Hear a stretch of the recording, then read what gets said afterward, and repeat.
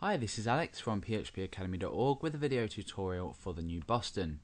Now we've already looked at quite a few selectors in jQuery, but now we're going to take a look at an example using CSS and the CSS manipulator.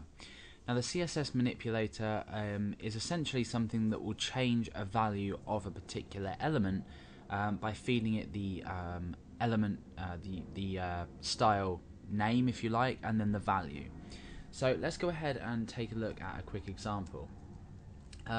Let's go ahead and create a paragraph, and we are not going to give this an ID because we're going to be selecting it by the fact it is a paragraph. And let's just type some text inside of here. Okay, so we've already included selectors.js, and we have that open in our text editor. Now what we want to do is we want to go ahead and create a button just up here.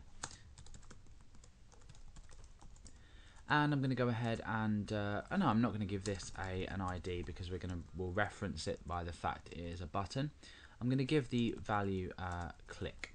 So over in our browser, you'll see that we have click and then we have some text.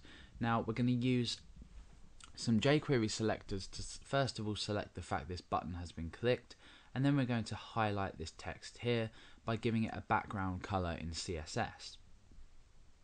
Okay, so over to selectors.js, we want to first of all use the button selector. So I'm going to use the button selector here, and when that button is clicked, or when any button on the page is clicked, we want to carry out a function inside of here.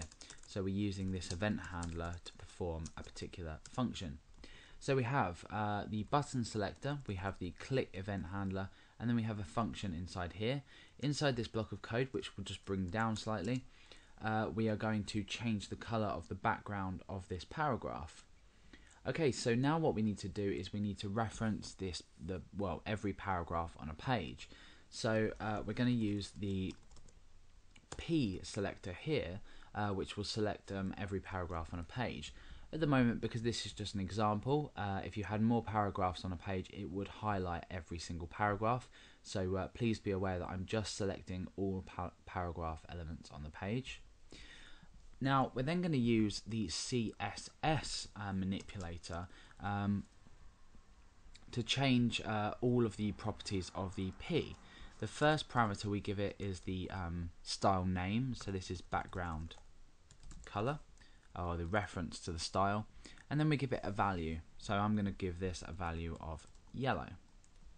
What we could also actually do is change this to black, for example, and then we could use CSS again to then change the color of the text to white.